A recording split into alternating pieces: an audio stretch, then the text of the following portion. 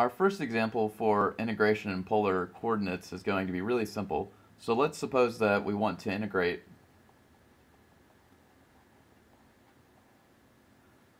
just the constant function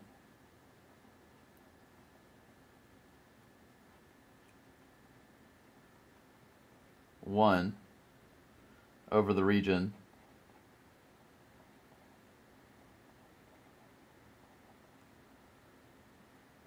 d such that x squared plus y squared is less than or equal to 1. And so this integral should recover the area of the disk, of the unit disk.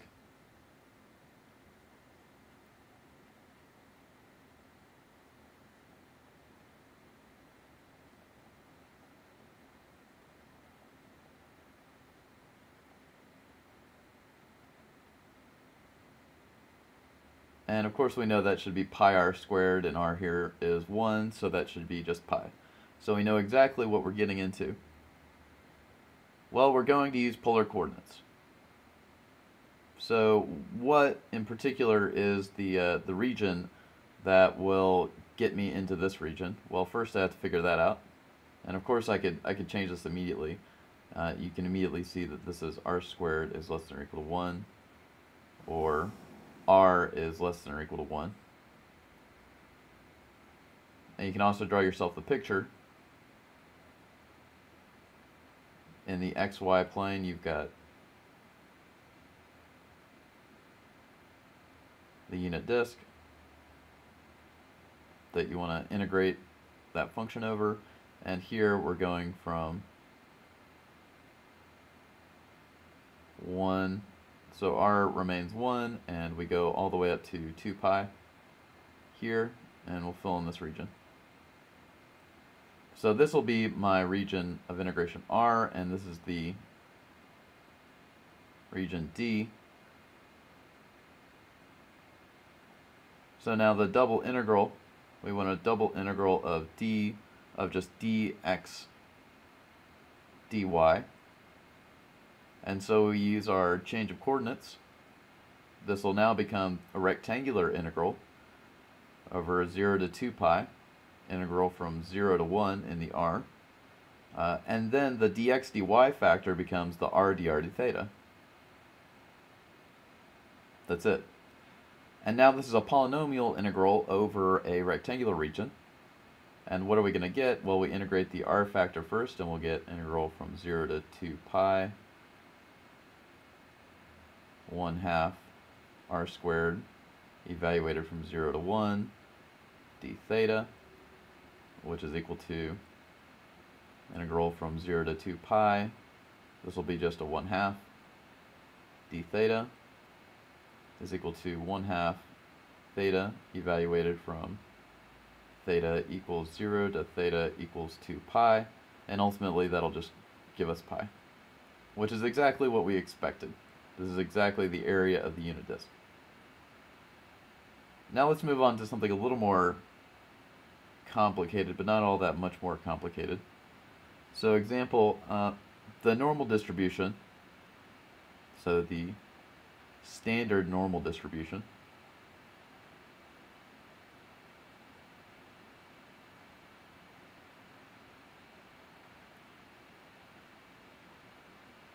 or the bell curve,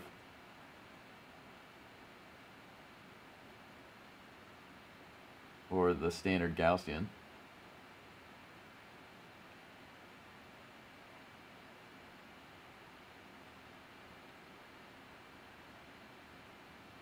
has a PDF that is a probability density function, PDF, with shape function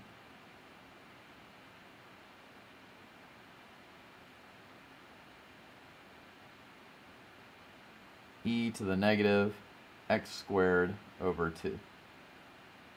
That's what it looks like. But of course, our PDF, so let's say p of x, so we say p of x is proportional to e to the negative x squared over 2.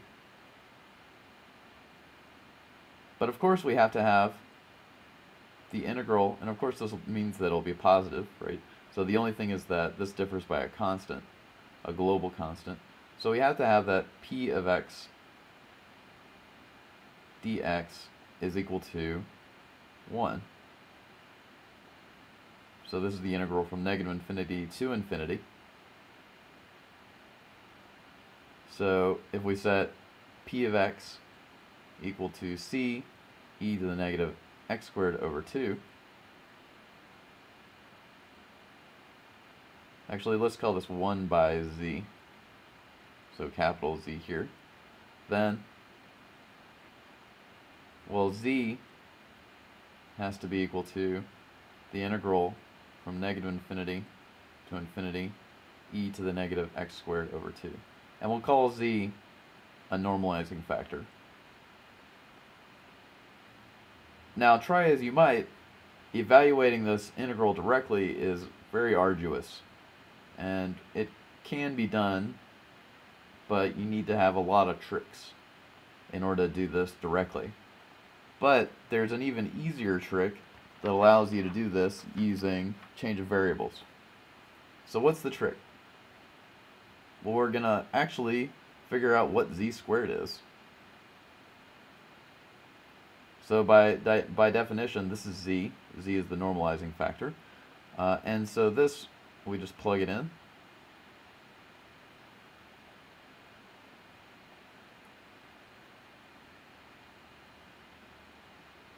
So that's squared. So now we think of this as two integrals .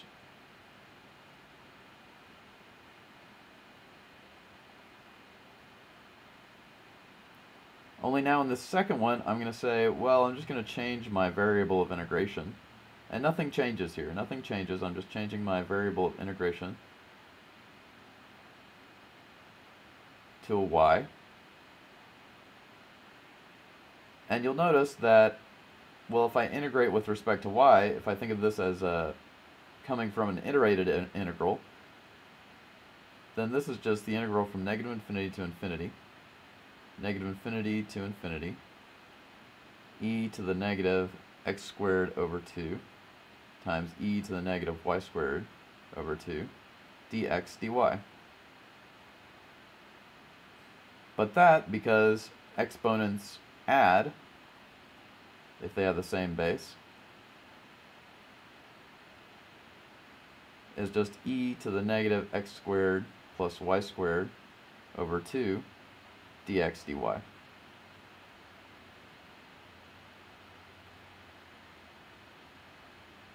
So what happens when we change all this into polar coordinates?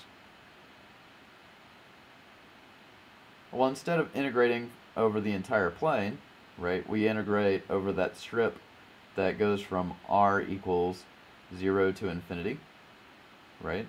And theta is going from 0 to 2 pi.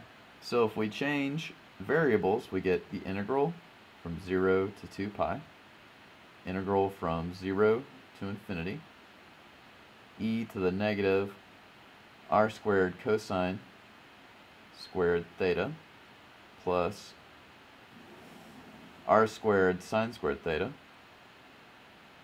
over 2 r dr d theta.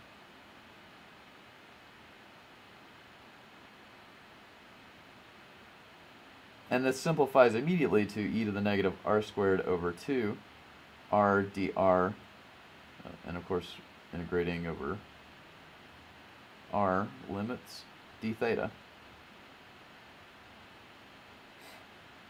Well, this inside integral is independent of r, and so we can just take it out as a constant. And if we then do that, we get this is the integral from 0 to infinity e to the negative r squared over 2 r dr times the integral from 0 to 2 pi of d theta. So ultimately this guy will give me just a 2 pi factor, and this guy I can now solve using u substitution, right? So if I set u equal to r squared over 2, then du is going to be equal to r dr. And how do my limits change? Well, they don't change a whole lot. So I'll get 2 pi from the d theta integral.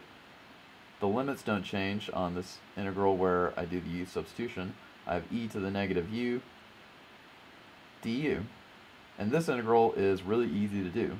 So this is 2 pi. If I evaluate this integral, so I get e to the negative u when I integrate, and evaluating the limits 0 to infinity,